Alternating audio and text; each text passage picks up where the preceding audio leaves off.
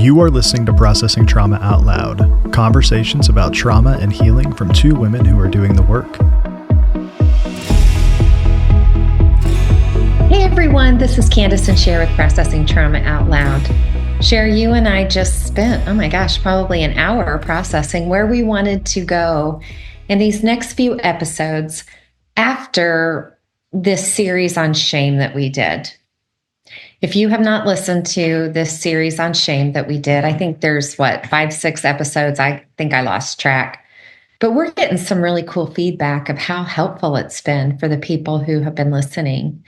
So I just want to encourage you, if you go back and listen to that, it kind of will help you with where we're going for our next few episodes.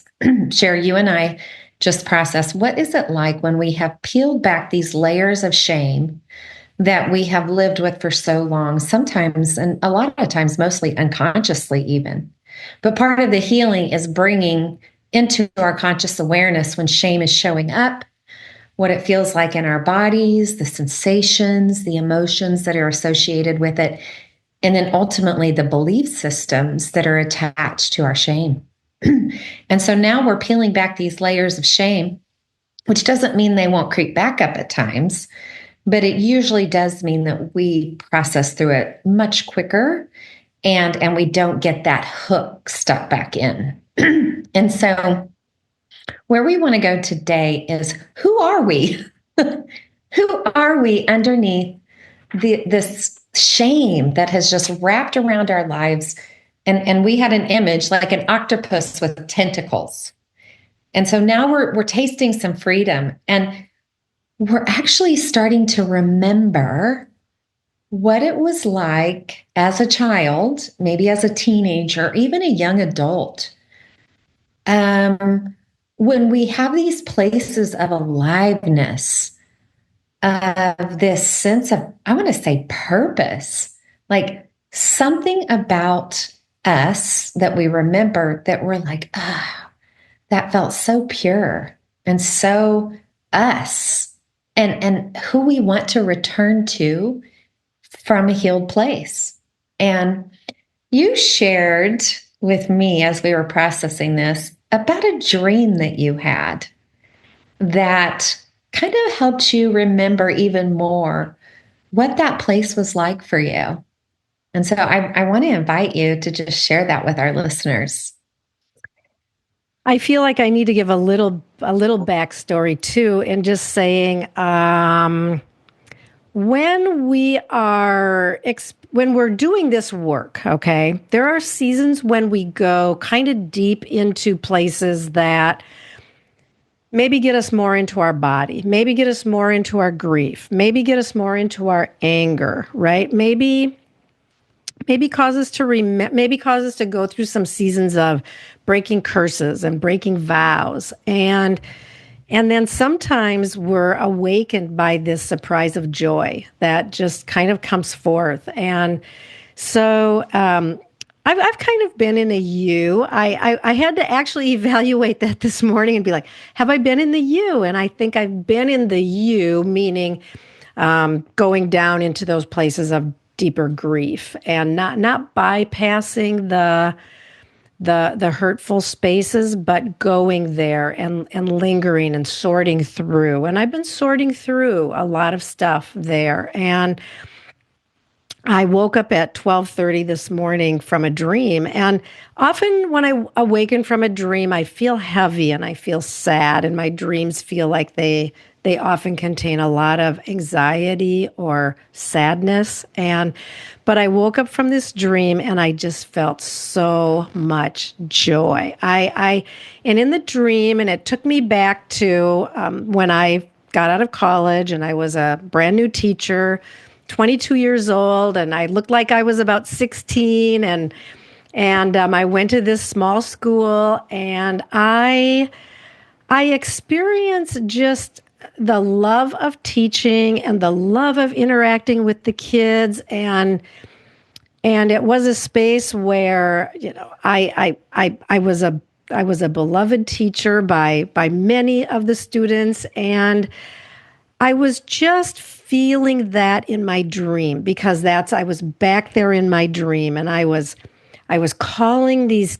especially girls, because I taught I taught the younger children, and then I taught I taught it was a small school. I taught a lot of different things, but in my dream, I was talking to the girls and I was calling them up into aliveness, and I was calling them up into fullness and wholeness, and I woke up from this dream just feeling so much joy for the memory of, in a lot of ways, how I did that. Imperfectly, for sure. But I carried a light into that space that I think was meaningful for a lot of people. And I'm just holding that today, that sense of that's who I was back there in my early 20s. And then that kind of took me back into remembering some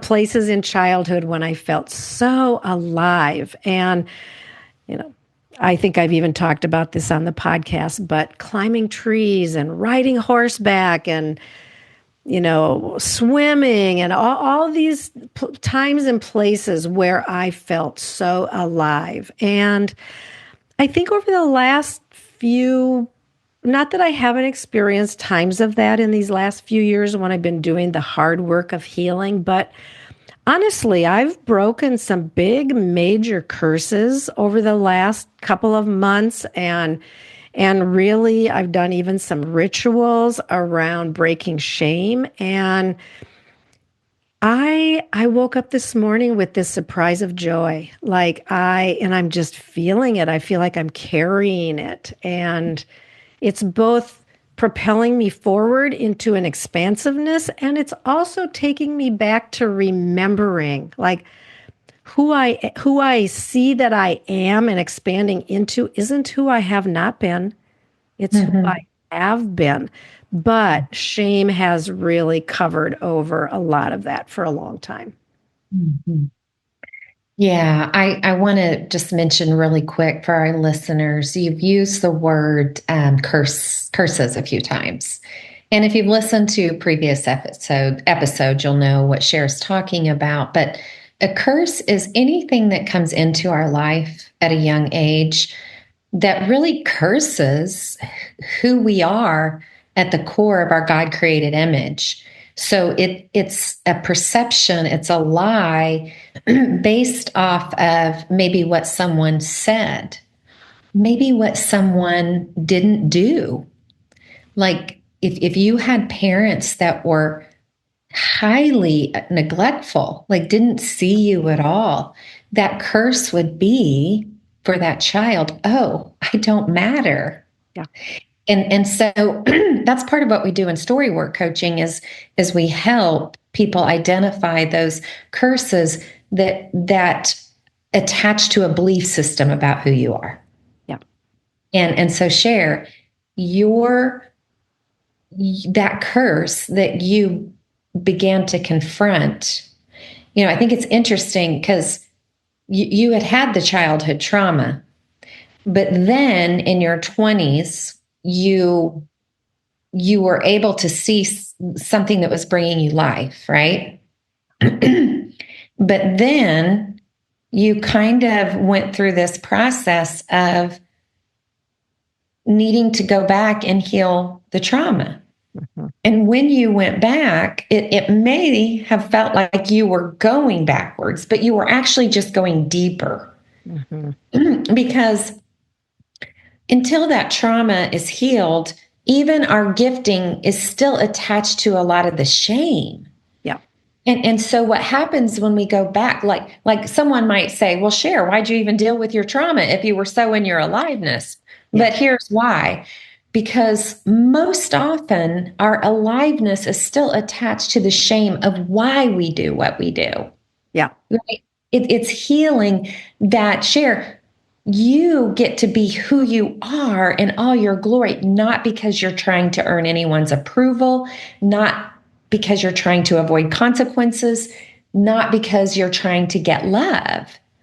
You're going back to that original, this is who Cher is, and she's shining just because of who she is. Yeah. And so I hope this isn't confusing, but part of, I'm going to say, this invitation that we begin to feel like, oh, I have things that are still causing me pain, and I need to look at what's underneath the surface. It doesn't change the fact of who you are and your gifting and your glory, but you're just getting free from the shame that's associated. Does Yeah. that make sense? Yeah. And I think, and also and I'm going to use this word reenactment. What shame and what curses. So as you said, we experience these curses where some, so I will just use the example. I mentioned this on the podcast a few weeks ago that my mother would say to me, if you act like that, it proves you are just like your dad. And my dad was a very volatile, rageful, violent, in our home, and to me, very abusive man. And so this curse of, if I don't act the way that is approved, it proves I am just like him. And so that was a curse. And then I agreed with that curse. So I made agreements like, oh, see, I did that, or I said that, that does prove I'm just like him. And then I made vows. Well, if I am just like him, I can never let anybody know that. And so I will never get angry, or I will never speak a word of, from rage or whatever. I mean, so I made vows. And so as I have been, okay, so then, and all of these come under shame's grip. And so what happens is, even when we move on in life, we tend to get into the same types of systems or relationships that feel familiar. So we reenact, almost in a sense, like this mother-father. It can be the mother-father figures, or it can be the dysfunctional family system, which is what I did. I got out of college. I began working in a place that was a very dysfunctional system. And so I kind of went from one system into another system because that was what felt familiar. And so even though I had those moments where I felt alive and where had my light that was shining, but then was this kind of oppression that would come of, oh, I must remember and live according to the knowledge of my curses, my agreements, and my vows, which is all happening subconsciously. Like I wasn't consciously aware of it. I hope, does that make sense, Kandace, or is I think we're making sense, but we can let our listeners know. It made sense to me, and it made me want to ask you. So I know you didn't share this right now, but you were saying in your role as a PE teacher, you had joy helping kids know how to use their bodies and find joy in movement and activity. And I wonder, I don't know, where did that come from, Cher? Like, it feels connected, but I want to hear more about that, because there's a sense that maybe you were angry about something, or concerned, or saw something, or knew something, and you wanted to make a difference. And I think also it was me. Like as a child, I was so alive, and I was so in my body, and I was so connected to movement and feeling alive. And I can remember specifically shutting that down in some ways when I became into junior high years. But I think then, I'm not sure what, but I think more than being angry about something, I believe I was just alive. I came Can I into give you a little space. bit of pushback? Yeah, yes, please. Actually, I don't want to call it pushback. I want to say that your little girl, in very intense, stressful, harmful situations, found relief in body movement, climbing trees, walking in the forest. Like, I think there is a sense of this wasn't okay. And this is something that helped me. Because here's what I want to say. Those kids, some of those kids were in your same situation. Yeah. Mm-hmm. And I don't know, it just feels like you were giving them this gift that was a gift to you. Yeah. And though you didn't teach that directly, how many of those kids found, oh gosh, when I move my body and I'm active, there's something in me that comes alive, and something in me that gives me hope. Yeah.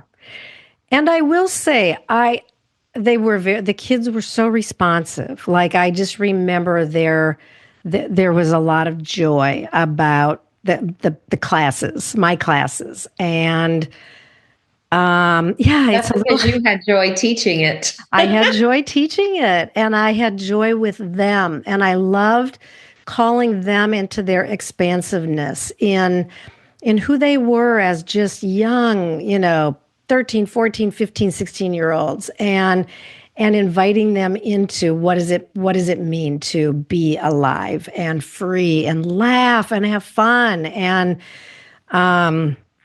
not allowing the darkness of life and maybe some of this system that they were in, that, let's break out of these boundaries. Yeah. I know we're getting ready to close out, but I want to say, Sher, you just sent a video to our group of your granddaughter moving. Yeah. Yeah. I'm just noticing how much joy it brought all of us to see your joy over watching your granddaughter develop and grow. And I don't know why I'm bringing that up, except that it feels connected, Sher, that your gift, one of your gifts and who you are, is to help people feel alive and fully free. What's the other one? Courageous. Alive and courageous. And your little granddaughter, like, she's learning, hey, I have a body and I actually can do something with it. Yeah. I just feel like that's a sweet way to bring back to this is who you are, Sher. You want, your desire is for people to feel free and fully alive and courageous. And to reclaim their glory, because my granddaughter, nobody's teaching her this. Like, she just began, music would come on, she would look, and her body would start moving. And it's her glory. Not every kid does that. A lot of children do, but she is, and she's less than a year old, but her body is just responding like this is part of her glory. And I am just loving watching her and the smiles that come to her face. And it's very sweet. Yeah. Well, we will come back next week, and I'll be in the hot seat. I hope you didn't feel like you were in the hot seat. Not at all. Loved it. Okay, good. Okay, it's so good to be with you today, friend. You too. Love you so much, Kandace. Love you too.